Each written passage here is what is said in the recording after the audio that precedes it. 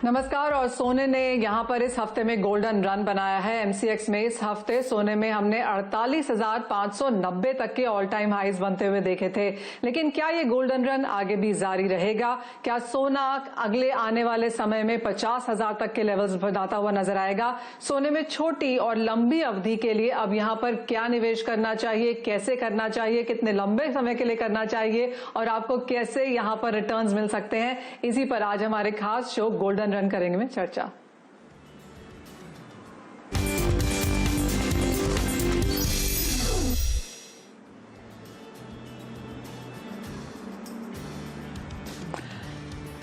हमारे साथ जुड़ रहे हैं चिंतामणीज के director Vaijayanti Kalgaonkar, gem and jewellery export promotion council के वाइस चेयरमैन कौलिन शाह, हमारे साथ हैं निर्मल बैंक कमोडिटीज के कुणाल शाह और मेटल फोकस के चिराग शेठ। आप सभी का कार्यक्रम में स्वागत है। सोने में सबसे पहले यहाँ पर बात करेंगे क्योंकि एक सेकेंड वेव यहाँ पर कोरोना वायरस की आ सकती है और उसका डर यहाँ पर बाजार में है और उससे हमने खरीदारी सोने में फिर से लौटते हुए देखी है।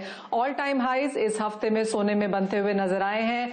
स्टिमुलस मेजर्स जिस तरह का सेंट्रल बैंक की तरफ से है, लोअर इंटरेस्ट रेट्स हैं, ग्लोबल इकोनॉमी को लेकर हमने आईएमएफ की तरफ से 4.9% का कॉन्ट्रैक्शन देते हुए देखा है इस साल के लिए। तो चिंताएं यहां पर काफी सारी हैं और कई बाजार के पार्टिसिपेंट्स को लगता है कि ये साल इस वक्त यहां पर इक्विटी मार्केट्स भी ओवर स्ट्रेच्ड हैं, तो उसका भी कुछ फायदा यहां पर सोने में आएगा। ईटीएफ की बात करें, फिजिकल खरीदारी की बात करें या गोल्ड फंड्स की बात करें, सभी तरफ से हमने यहां पर सोने में खरीदारी आते हुए देखी है। कुणाल, सबसे पहले आपसे जानना चाहेंगे अब यहां से किस तरह के क्यूज हैं, कितनी तेजी सोने के भाव में और देखने को मिल सकती है? आई थिंक हम लोग यहाँ से भी बहुत ही अच्छा एक रनअप देख रहे हैं गोल्ड में।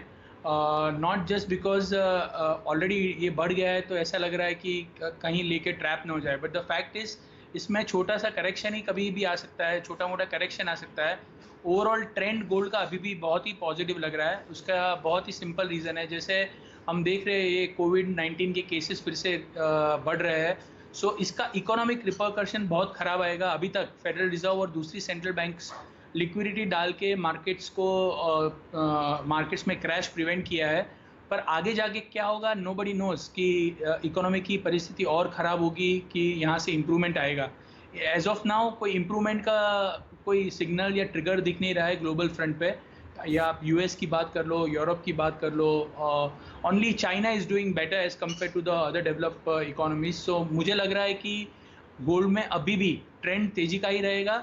सिर्फ अभी इतना है कि ओवरऑल कंसेंसस व्यू, सभी लोगों का व्यू बुलिश है, तो छोटा मोटा करेक्शन आ सकता है गोल्ड में, बट ट्रेंड बहुत तेज़ी की लग रही है। आगे जाके conservatively in next 8 to 10 months मुझे लग रहा है $2,000 के लेवल्स कॉमिक्स पे और इंडिया में 51-52,000 के लेवल्स कंजर्वेटिवली देखने मिल सकते हैं।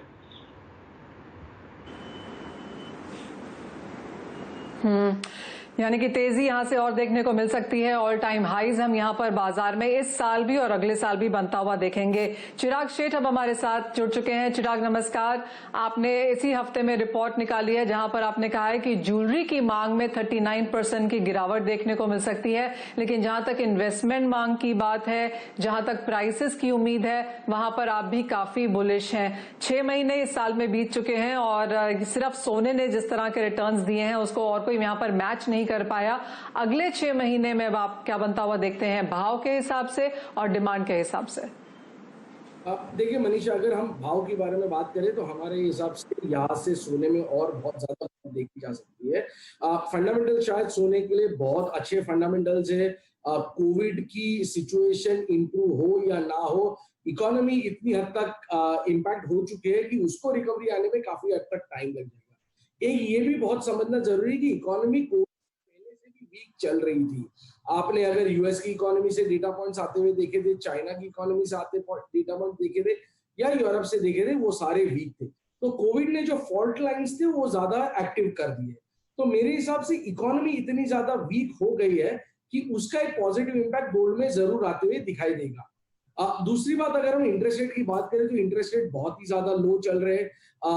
Forget nominal interest rate, real interest rate negative है। तो गोल्ड के लिए और भी कोई कंपटीशन नहीं है। इक्विटी में वोलेटिलिटी देखी जा रही है तो रिस्क एडजस्टेड जो रिटर्न है गोल्ड में जरूर इक्विटी से बहुत ज्यादा है। तो इन सारी चीजों के हिसाब से अगर देखें तो गोल्ड के अलावा निवेशक के पास और कोई बहुत ही बढ़िया विकल्प अवेलेबल नहीं है। हमारे हिसाब से अगर कोई भी मार्केट में आता है तो उसके अंदर सोने में बाइंग करना चाहिए। शायद सोने में वोलेटिलिटी जरूर बरकरार रहेगी, करेक्शन जरूर आएंगे, पर ये करेक्शन शॉर्ट लिव्ड होंगे और इसके अंदर पैसे आते जाएंगे निवेशकों की तरफ से। हमारा मानना है ऊपर में $1920 अगले 6 से 12 महीने में देखे जा सकते हैं। इंडिया में ये करीबन 52 से 53 हजार के बीच में आता है कन्वर्जन करने के बाद। तो इंडिया में 52 से 53 हजार के हमें दाम दिख सकते हैं। डिमांड की अगर हम बात करें तो ज्वेलरी डिमांड हमें वीक लग रही है। इंडिया में हमारा मानना है कि ज्वेलरी डिमांड 35% गिर सकती है। दुनिया भर में ज्वेलरी डिमांड 20% से नीचे आ सकती है। ये शायद 30 साल में सबसे लोएस्ट पॉइंट है ज्वेलरी डिमांड की। यहाँ पे इनकम इम्पैक्टेड है, जॉब्स इम्पैक्टेड है, लोगों में डर है, तो डिस्क्रिशनरी स्पेंडिंग जरूर इम्पैक्टेड होगी। तो इन सब के मद्देनजर रखते ज्वेलरी डिमांड वीक लग रही है, पर इन्वेस्टमेंट डिमांड चूंकि प्राइस से रिलेटेड, तो इन्वेस्टमेंट डिमांड काफी हद तक स्ट्रॉन्ग रहेगी। यानी कि इन्वेस्टमेंट डिमांड यहां पर बरकरार रह सकती है। आपको बता दें कि पिछले 1 साल में करीबन 41% के गेन्स हमने सोने में आते हुए देखे हैं। 3 साल की बात करें तो यही चीज हमने 69% तक आते हुए देखी है। तो क्लियरली चाहे 1 साल, 2 साल या 5 साल में आप सोने के यहां पर रिटर्न्स उठा के देखें तो बहुत स्ट्रॉन्ग गेन्स यहां पर नजर आते हैं और पिछले 2 साल ऑफकोर्स यहां पर काफी ज्यादा पॉजिटिव हैं। जीजेपीसी के कॉलिन शाह हमारे साथ शो में मौजूद हैं। कॉलिन नमस्कार। और कैसा ये हफ्ता रहा है सोने के हिसाब से? तो बहुत ही बेहतरीन रिटर्न्स हमने बहुत खास आते हुए देखे हैं। सबसे पहले आपसे भी यही जानना चाहेंगे कि आगे जाकर क्या ये गोल्डन रन जारी रहेगा? क्या बहुत ज्यादा हाई प्राइसेस का इम्पैक्ट यहां पर फिजिकल खरीदारों को चुकाना होगा? जैसे मेरे फेलो पैनलिस्ट ने बताया, तो इन्वेस्टमेंट डिमांड स्ट्रांग रहेगा और जो ज्वेलरी कंजम्पशन, जो फिजिकल डिलीवरी सोने का हो रहा है दुनिया भर में और इंडिया में, वो 20 से 30% डाउन रहेगा। सो इन्वेस्टमेंट डिमांड स्ट्रांग रहेगा, फिजिकल डिमांड थोड़ा लो ही रहेगा। मगर इन्वेस्टमेंट डिमांड जिस तरह से निकल रहा है सेंट्रल गवर्नमेंट से दुनिया भर में, तो वो हिसाब से जो प्राइस का बुल रन है वो अगले क्वार्टर में भी ऐसे ही रहेगा। मींस आई थिंक नॉर्थवर्ड्स ही रहेगा, सोने का रेट बढ़ते ही जाएगा। और फिजिकल डिमांड में खाली लास्ट 1 वीक का अगर बताऊं आपको, तो जो प्रीवियस वीक था उससे बेटर है। तो अगर आप देखोगे तो इंडिया में भी लगभग बहुत सारे पोर्शन ऑफ इंडिया अभी खुल रहे हैं। हमारे जो बड़े कस्टमर्स हैं, जो रिटेलर्स हैं, उनका डिमांड और दुकान लास्ट 1 वीक से थोड़ा एक्टिविटी चालू हुआ है। सो आज के लेवल पे दे आर एट 50-60% जो लास्ट ईयर थे उसके कंपैरिजन में। सो हमको लगता है कि अगले क्वार्टर में रिकवरी ठीक ही होना चाहिए। एंड बाय सितंबर अक्टूबर जब तक सीजन चालू होगा, तब तक फिजिकल डिलीवरी और वेडिंग का कंजम्पशन भी आ जाएगा मार्केट में।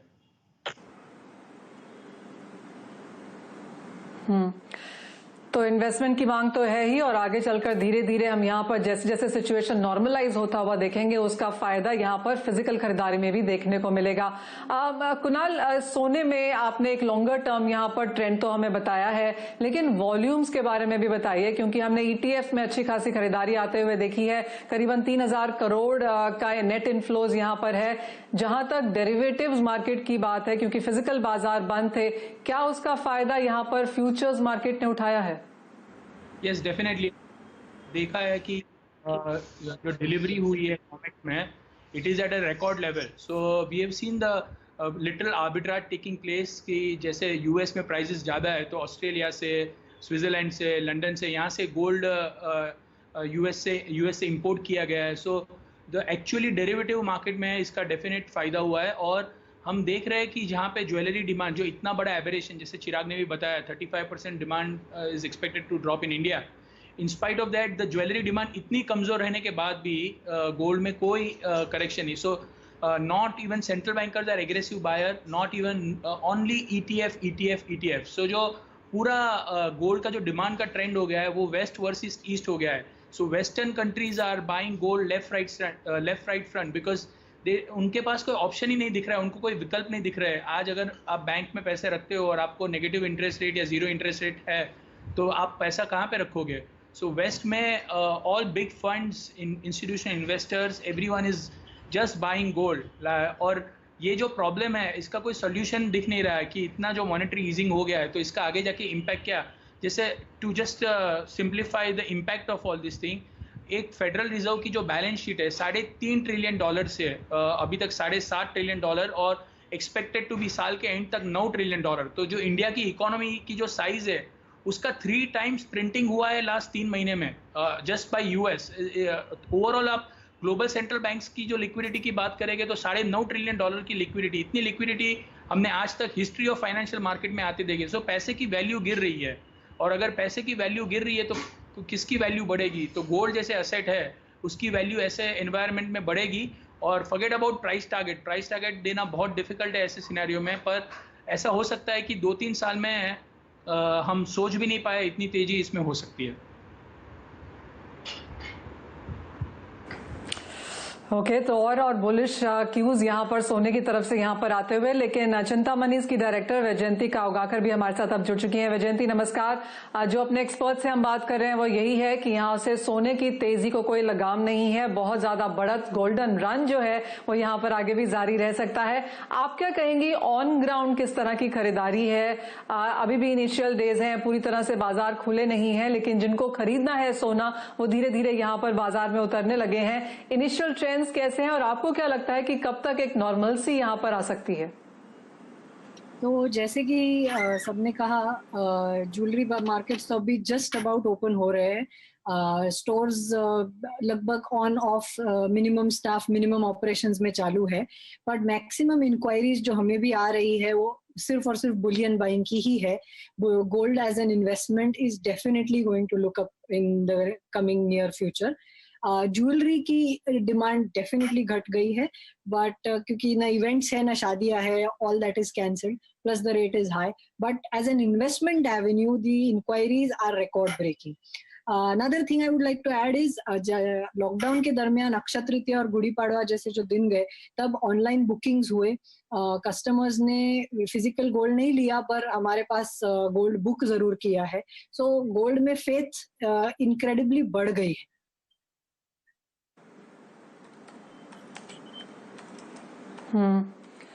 वैजयंती, आपने कहा ज्वेलरी की मांग में यहाँ पर गिरावट है, और मेटल फोकस जैसे चिराग की जो रिपोर्ट है उन्होंने कहा है कि इस साल में करीबन 30% की गिरावट वो एक्सपेक्ट कर रहे हैं ज्वेलरी मांग के हिसाब से, जो इनिशियल कॉन्वर्सेशन से थोड़ी सी बेहतर ही है। लेकिन आप क्या कहेंगे, क्योंकि आप ग्राउंड आप ग्राउंड रियलिटी यहाँ पर है आपके साथ, किस तरह की मांग आपको लगता है आगे जाके देखने को मिल सकती है, और आप इस साल को अब कैसे कैलकुलेट कर रही हैं? इस साल को तो हम practically in terms of demand 50% consider करेंगे of turnover from last year, and Diwali के आसपास से फिर तो मतलब सितंबर अक्टूबर से ही जो भी रूटीन बिजनेस होगा वो होगा, ऐसी हमारी उम्मीद है। बाकी ये next 2-3 months just trying to resettle and just trying to get into the routine जाने वाला है। सितंबर अक्टूबर से बिजनेस काफी नॉर्मलसी आ जाएगी, ऐसी उम्मीद है। तो ऑल इन ऑल साल का अगर देखें तो we expect 50% business compare to last year. Alright, so jewellery के हिसाब से क्लियरली यहाँ पर वीक नंबर्स आते हुए, लेकिन इन्वेस्टमेंट डिमांड जैसे सब लोग कह रहे हैं कि वहां पर एक बढ़त देखने को मिल सकती है। इसी के साथ एक छोटे से ब्रेक के लिए रुकेंगे, जब लौटेंगे तो जानेंगे कि कितना सोना आपको लेना चाहिए, कितने समय के लिए लेना चाहिए, ताकि आप इसमें बेहतरीन रिटर्न्स कमा सकें। इस ब्रेक के बाद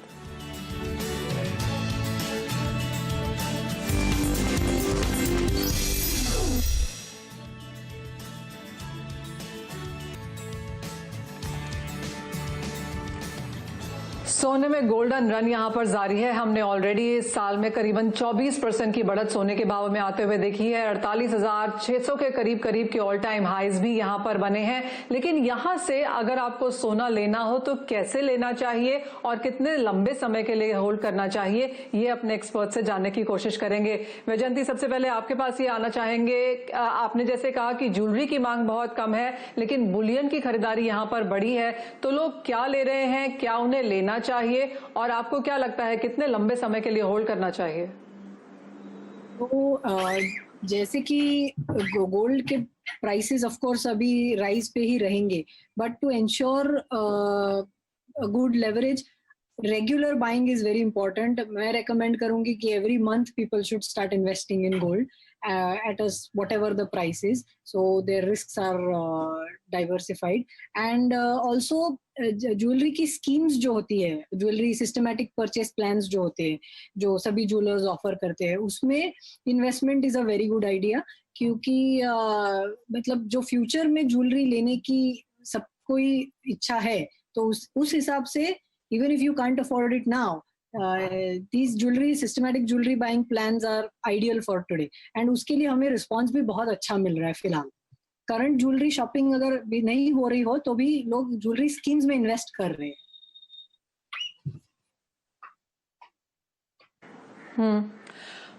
चिराग, आपको क्या लगता है कैसे यहाँ पर खरीदारी की जानी चाहिए, क्योंकि एक्सचेंज का सोना भी यहाँ पर बाजार में आएगा. हमने स्क्रैप गोल्ड, जैसे आपने कहा है कि इस साल में 17-18% तक बढ़ सकता है, तो जो फ्रेश बायर्स हैं, नए खरीदार हैं, उनके लिए क्या राय है और कितने लंबे समय के लिए होल्ड करना चाहिए? देखिए, हमारा मानना है कि अगले 1 साल तक गोल्ड में तेजी जरूर बरकरार रहेगी. तो अगर किसी ने भी गोल्ड में निवेश करना है तो एटलीस्ट एक 9 से 12 महीने का व्यू रखना बहुत जरूरी है. दूसरी बात, आज हमारे पास बहुत सारे विकल्प अवेलेबल है. मिलेनियल्स चाहे और जो काफी उनको इंटरेस्ट हुआ है वो है डिजिटल गोल्ड. वहां पे आप छोटे से छोटे यूनिट्स में बाई कर सकते हैं.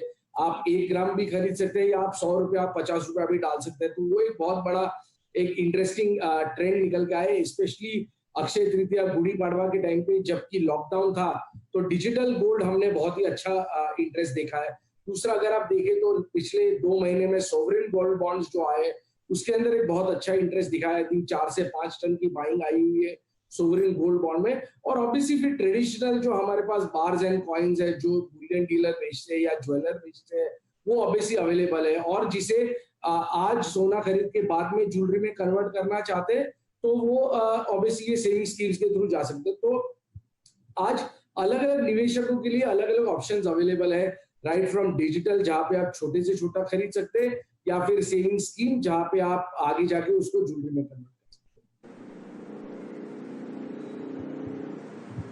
हैं.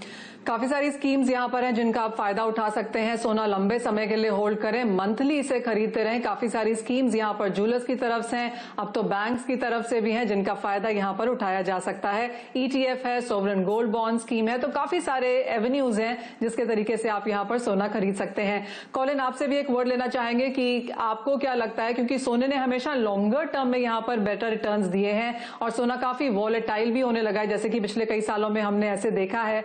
तो कितना एक पोर्टफोलियो में सोना होना चाहिए, कितने लंबे समय तक इसे होल्ड करना चाहिए? मनीषा, मेरी राय वही रहेगी और हमेशा रही है. See, jewellery it's a gift of love. So एक है कि आप सोने में आज क्या डबल एडवांटेज हो रहा है कि आपकी गिफ्ट भी हो रही है और आपको वो गिफ्ट में सोने का अप्रिसिएशन भी मिल रहा है. तो आप देखोगे, जैसे आपने करेक्टली बताया, तो लॉन्ग टर्म के लिए तो हमेशा सोना ने अप्रिसिएशन दिया ही है. लास्ट 50-100 साल से भी आप गिन लो. सो अप्रिसिएशन भी मिलेगा, प्लस आपका सेविंग भी होगा. सो मेरी राय वो रहेगी कि आज जो भी सेविंग कर रहे हो उसका बिटवीन 10 and 20%, 10 से 20% पोर्टफोलियो हर फैमिली को अपना सोना और सोने की ज्वेलरी में डालना चाहिए. और वो हर महीना, जैसे वैजंती ने भी बताया कि हर महीना अगर आप रेगुलर सेविंग करो, हर ज्वेलर की स्कीम है, डिजिटल गोल्ड है, बैंक है, ETF है. सो आज तो बहुत सारे मोड है जिसमें आप सोने में डाल सकते हो, जिससे आपको अप्रिसिएशन भी मिले. और अब 3, 6, 9 महीने के एंड में अगर आपने एक ज्वेलरी खरीद ली तो उसका भी आपको अप्रिसिएशन मिलेगा. सो आपको दोनों एडवांटेज है. सो I would say, in answer to your question, 10 से 20% ऑफ आपका पोर्टफोलियो, जो भी फैमिली का पोर्टफोलियो है, वो ज्वेलरी में डालना चाहिए. कुणाल, आपसे भी यही जानना चाहेंगे. काफी सारे बात हमने करी है कि बुलियन लिया जा सकता है, ऑनलाइन गोल्ड लिया जा सकता है, ज्वेलरी एक डबल एजेड यहाँ पर गिफ्ट के तरीके से भी है, पहनी भी जा सकती है, वेल्थ भी है, इन्वेस्टमेंट के तरीके से भी है. और जिस तरह की इन्वेस्टमेंट्स यहाँ पर इंडियन हाउस होल्ड करते हैं, शायद वर्ल्ड में कहीं पर भी नहीं होता. लेकिन आपकी क्या राय है, पोर्टफोलियो में कितना सोना हो, लोग कब खरीदें और कितना खरीदें?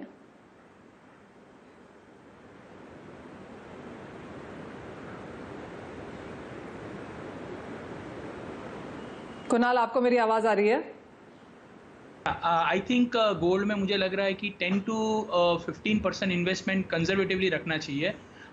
उसका मेन रीज़न एक ही है कि आज इतना मॉनेटरी डिबेसमेंट हुआ है, तो पहले लोग 10% रखने के लिए रिकमेंड करता था, but I would say now at least 15% होना चाहिए, because we don't know what is going to happen. So आज जीरो इंटरेस्ट रेट हो गए, इतना मॉनेटरी ईजिंग हो गया, सो आगे जाके क्या इकोनॉमी में रिकवरी आने वाली है, नहीं आने वाली है, और अगर नहीं आती है तो are we heading back to deflation? क्या हम लोग 1920 के दौर में जा रहे हैं right now? So all these uncertainties will keep excellent momentum in gold going forward in long run. और मुझे लग रहा है कि 15% तो कंजर्वेटिव रखना चाहिए। और मेरा सोवरेन गोल्ड बॉन्ड के तरफ भी रिकमेंडेशन है।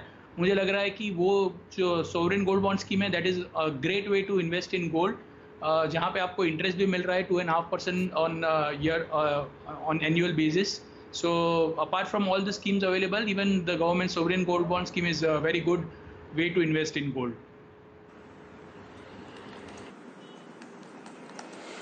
चलिए, तो काफी सारे तरीके हैं यहाँ पर। जिनको फिजिकल पसंद हो वो यहाँ पर बुलियन एंड बार लें, जिनको ज्वेलरी पसंद हो वो ज्वेलरी के तरीके से यहाँ पर खरीदें। अगर आपको प्योर इन्वेस्टमेंट के तरीके से यहाँ पर सोने को अगर देखना है तो फिर आप यहाँ पर ऑनलाइन ETF गोल्ड फंड्स के तरीके से सोने में खरीदारी कर सकते हैं। लेकिन हमारे सभी एक्सपर्ट्स का यही कहना है कि सोने में खरीदारी आपको करनी जरूर चाहिए, क्योंकि ये गोल्डन रन आगे जाकर भी जारी रह सकता है। इसी के साथ हमारे सभी मेहमानों का बहुत शुक्रिया आज हमारे साथ जुड़ने के लिए और अपनी राय उस सोने पे देने के लिए। इसी के साथ मुझे भी दीजिए इजाजत, लेकिन आप देखते रहिए CNBC आवाज।